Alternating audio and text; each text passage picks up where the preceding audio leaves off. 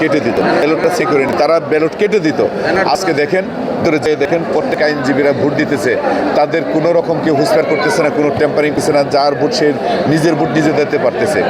এটি হচ্ছে গণতন্ত্রের বীজ। গণতন্ত্রে ফিরে আনার জন্যই আমাদের নেতা জনাব তারেক রহমান সাহেব তার নেতৃত্বে এবং আমাদের যে প্রয়াত আমাদের নেতা গণতন্ত্রের মা দেশনেত্রী বেগম খালেদা জিয়া যে আন্দোলন করেছেন মানুষের ভোটের অধিকার ফিরে আনার জন্য, সেই ভোটের অধিকার ফিরে এসেছে।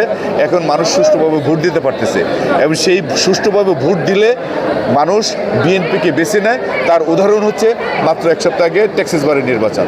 টেক্সাস বারে পূর্ণ প্যানেল বিএনপি পাশ করছে। এরকম সারা বাংলাদেশে বিভিন্ন জায়গায় আইনজীবীরা তাদের মতামত সঠিকভাবে দিতেছে এবং বিএনপিকে বেছে নিয়েছে। এটার মূল কারণ হচ্ছে গণতান্ত্রিক ধারা অব্যাহত রাখার জন্য গণতন্ত্রের বিজয় আমরা মনে করি। আরেকটা বিষয় হচ্ছে, যেহেতু আমি বর্তমানে ঢাকা আইনজীবী সমিতির ট্রেজারার দায়িত্ব পালন করতেছি এবং এই ফ্যাসিস্টে যাওয়ার পরে আপনারা জানবেন এবং খবর নেবেন যে এই দায়িত্ব পাওয়ার পরে আমরা যখন দেখলাম বিগত আওয়ামী লীগের আমলে 5টি বছরে কোনো বছরই আয় ব্যয় হিসেবে 1 কোটির উপরে তারা সেভিংস দিতে পারে নাই।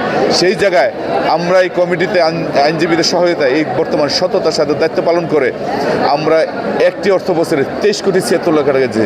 তারা 1 কোটি টাকা দিতে পারে না, আমরা সেই জায়গায় 23 কোটি 76 লক্ষ টাকা আমরা সেভিংস দিয়েছি।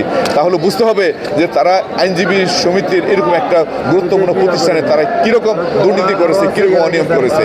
তাই আমরা বলতে চাই যে আমরা বিএনপি মানে জনগণের দল, বিএনপি মানে আইনজীবীদের আস্থার জায়গা, বিএনপি মানে একটা নিরপেক্ষ এবং একটা দায়িত্বশীল জায়গা। আমরা সেই দায়িত্বশীল জায়গা থেকে সততার সাথে আমরা দায়িত্ব পালন করেছি এবং আমরা যে উন্নয়নমূলক কাজ করতেছি এই ধারা অব্যাহত রাখার জন্য।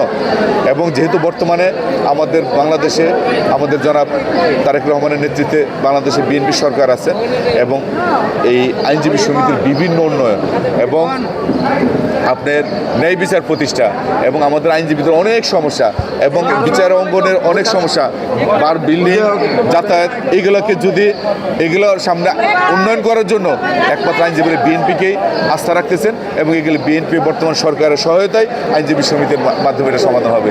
এই জন্যই আইনজীবীরা বিএনপিকে ভোট দিতেছেন এবং ভোট দিবেন, এটি আমাদের প্রত্যাশা। এবং আমরা জি বুঝলাম, আমি অ্যাডভোকেট আব্দুর রশিদ মোল্লা, আমি বর্তমান ঢাকা আইনজীবী সমিতির ট্রেজারার।